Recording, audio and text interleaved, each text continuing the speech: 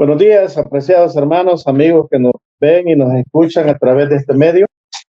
Estamos en el tema de la semana, el conflicto cósmico, y para hoy lunes 24 de febrero nos topa el tópico, pues, el origen del conflicto en la Tierra. ¿Cómo fue que se trasladó este conflicto hasta la Tierra? Vamos a ver algunos textos porque nos dan ya una idea de cómo es que el conflicto, pues, comienza en el cielo, pues, y se traslada acá a la tierra. Ayer, pues, se nos hablaba un poco cómo a través de la enseñanza, a través de la parábola del trigo y la cizaña, y seguimos un poco hablando de eso, pero no lo podemos hacer sin antes, pues, encomendarnos a Dios para que sea Él que nos dirija en este estudio de esta mañana. Así que les invito a que inclinemos el rostro para orar. Padre, gracias te damos porque nos permitas este tiempo para abrir tu palabra, meditar en tu consejo. Señor, poner en práctica los consejos recibidos, pero sobre todo compartirlo con aquellos que no lo conocen. Y es que bendíganos, Señor, y acompáñanos. Es nuestro ruego y nuestra súplica en los méritos de Cristo Jesús. Amén. Muy bien, el origen del conflicto en la tierra, dice, existe, dice, otra interrogante, dice que es un paralelo a la parábola, dice, de la cual yo decía ya que se nos habló el día de ayer, porque ¿por qué hay cizaña en el campo si el dueño plantó, dice, buena semilla? Esa es una de las preguntas que se respondieron el día de ayer. Bueno, y acá el actor de la lección dice, sembró buena semilla y bueno, y buena semilla, ¿verdad? Si Dios, dice, creó el mundo completamente bueno, ¿cómo surgió, dice, aquí el mal? Es la pregunta también a responder en esta mañana. Porque si usted abre su Biblia y lee ahí en Génesis 1:31 y vemos la interrogante que nos dice, que revelan las palabras de Dios acerca de la creación, dice, cuando Dios la terminó. ¿Y por qué es importante, dice, la respuesta a esta pregunta? Bueno, la respuesta está en Génesis 1:31, cuando Dios dice, entonces, dice, Dios contempló, dice, todo lo que había hecho y vio que era bueno. Y no solo bueno, sino que le agrega otra palabrita más allí, dice, en gran manera. Y fue la tarde, dice, y la mañana del día sexto. Muy bien, según Génesis 1:31, el mundo era bueno en gran manera cuando Dios lo creó. En Génesis 1, allí todo el relato del capítulo 1 de Génesis, pues dice que no hay ningún indicio, dice, de maldad en la creación de este planeta por parte de Dios. ¿Cómo entonces llega el mal a la Tierra? Es la pregunta, a este planeta. ¿Cómo es que llega el mal, dice, a la experiencia también humana? Esas son las preguntas que nos hacemos. Y bueno, pues la respuesta la encontramos también en la palabra de Dios. Y, y esta mañana, pues yo les invito que abramos nuestras Biblias, si usted tiene Biblia, si no, pues escuche lo que aquí le vamos a decir, porque hasta actualmente lo voy a leer. Génesis 3, del 1 al 7, dice, ¿qué nos dice esto acerca de cómo llegó el mal a la tierra? ¿Qué luz arrojó, dice, eso sobre la naturaleza del conflicto cósmico también? Bueno, leemos Génesis 3, del 1 al 7, y dice de la siguiente manera, la serpiente, oiga bien, el más astuto de todos los animales del campo que Dios el Señor había hecho, dijo a la mujer, así que Dios os dijo que no comáis de ningún árbol del huerto.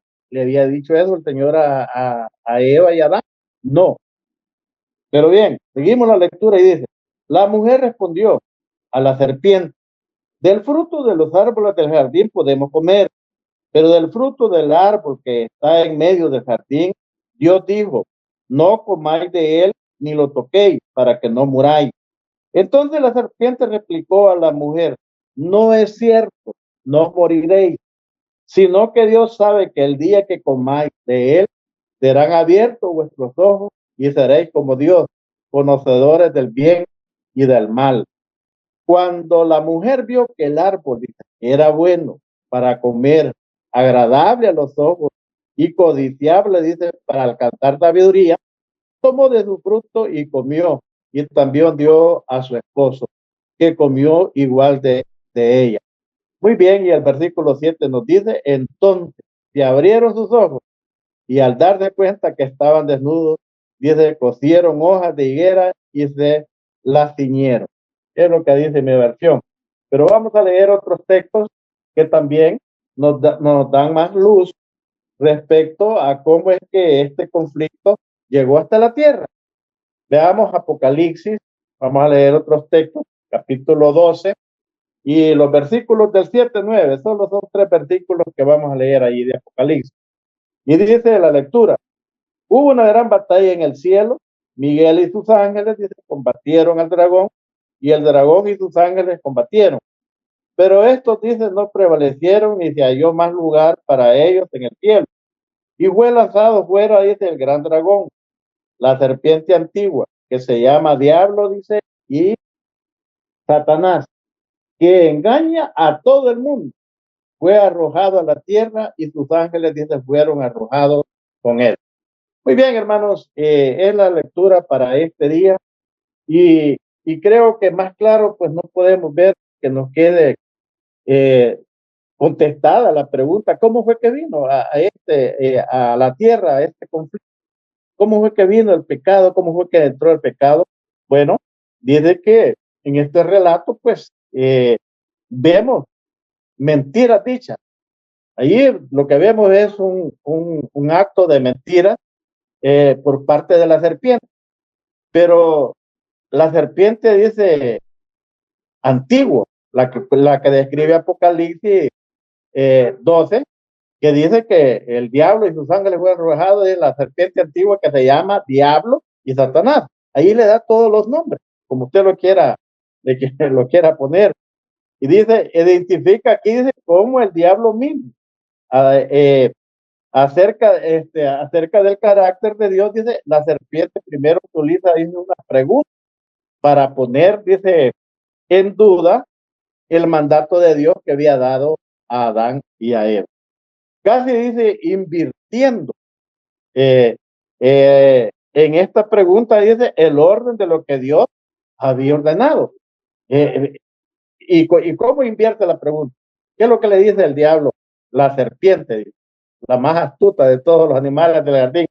Pero sabemos que no era en sí la serpiente.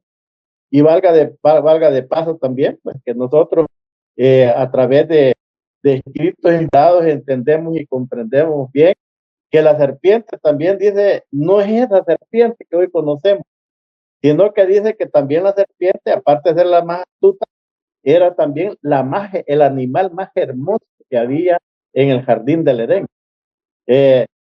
Se nos relata y se nos dice que la serpiente no se arrastraba, así como hoy en día la vemos que se arrastra a la tierra, sino que volaba, tenía alas. Y entonces por eso muchas otras interrogantes que se dan, que por ejemplo una hermana o una mujer puede preguntar, ¿y qué valor tuvo Eva de platicar con una serpiente? No es la serpiente fea que hoy vemos, hermano. La serpiente en esos tiempos era el animal, como decimos, más hermoso que también había en el jardín del Edén. Ahora bien, dice que la serpiente, pero sabemos que la serpiente no era en sí la que hablaba. La que habla ahí a través de la serpiente es el diablo, que había sido arrojado del cielo, por eso leímos Apocalipsis 2. Y invierte la pregunta, ¿no? Porque Dios no les había dicho que no comieran de ningún árbol. De todos los árboles les dijo menos de. Y él les dice, con que Dios les ha dicho que no comáis de ningún árbol. Tremendo, cómo invierte las cosas y cómo miente. Entonces, el problema que vemos aquí también es que Eva se puso a platicar con la serpiente. No, le digo, bueno, y ella muy inocentemente le responde y le dice, no, el Señor nos ha permitido comer de todos los árboles, menos de esto. Otra gran mentira. Lo que pasa es que Dios sabe que el día que de él comáis, serán abiertos vuestros ojos y ya no seréis así humanos, no serán ustedes como dioses, sabiendo el bien y el mal. Y Y entonces lo que no dijo la serpiente es que era cierto lo que Dios había dicho, ¿verdad? Que el día que de él comiera, moriría. Y entonces y él solo dio lo bonito, no le agregó lo que realmente estaba allí ya, como diríamos, ordenado o sentenciado. Ahora bien, mis hermanos, aquí el punto es eh, que alguien mintió y Eva tenía que tomar una decisión a, a quién obedecer. Y bueno, pues ya sabemos a quién obedeció, ¿verdad? Pero lastimosamente obedeció al mentiroso, al padre de la mentira, que así lo conocemos también al enemigo, al diablo, y las consecuencias ahí están. Aquí, mis hermanos, también en otra parte de la escritura dice de la naturaleza del conflicto, tiene que ver principalmente con que a quién creer. Ese es el punto más importante. Lo que en sí mismo está, dice, integralmente relacionado con el amor. Ello se debe, dice, a que nuestro concepto acerca de alguien, qué clase de persona es y si se puede confiar en ella o en él, ¿verdad? Como queramos decirlo. Influye, dice, profundamente en nuestra decisión de amar y confiar en ella y en ese caso, dice, de escucharla y aceptar lo que nos diga. Fue la decisión triste de Eva, ¿verdad? Por eso, si seguimos leyendo en Génesis 3, en el capítulo 3, en el versículo 5, encontramos una promesa maravillosa, que para mí es una promesa maravillosa. Génesis 3:15 dice, la declaración hecha, dice, por Dios a la serpiente, que la descendiente, dice, el descendiente de la mujer, refiriéndose al Mesías, dice que aplastaría la cabeza de la serpiente. Es identificado, dice, a menudo como el primer evangelio o protoevangelio de las escrituras. ¿Cómo refuerza esto, dice, la realidad del conflicto y al mismo tiempo nos da esperanza, dice, en medio de él? ¿Cuál es la esperanza que realmente nos da esta maravillosa promesa? Que el descendiente de la mujer aplastará, dice, la cabeza de la serpiente. Hermano, esto lo que nos da la bendita esperanza es que este conflicto va a terminar, un día va a terminar. Y, y es todas las mentiras, las estratagemas, todos los engaños que el enemigo pone para que nosotros, para que usted y yo nos perdamos, eso se acabará. Y esa es la promesa maravillosa que también Dios dio a la mujer que le dijo, bueno, de tu descendencia vendrá el que aplastará la cabeza de esta serpiente que te engañó. ¿Fue la serpiente? No, fue el diablo. Y se refiere a Cristo Jesús, que es el descendiente y es el que va a aplastar y terminará con todo este conflicto, más que todo eh, llamado cósmico, pero para mí conflicto de mentiras y de engaños que el enemigo usa para que tú y yo nos perdamos. Confiamos en la palabra del Señor, que todo esto un día terminará y tenemos la promesa que el Señor triunfará en este conflicto. Decidamos, no como Eva, por el malo o a favor del enemigo. Decidamos a hacer la voluntad de nuestro Señor Jesucristo, quien murió por ti y por mí en la cruz del Calvario. Que Dios te bendiga y que tengas una buena semana. Es mi deseo y gracias.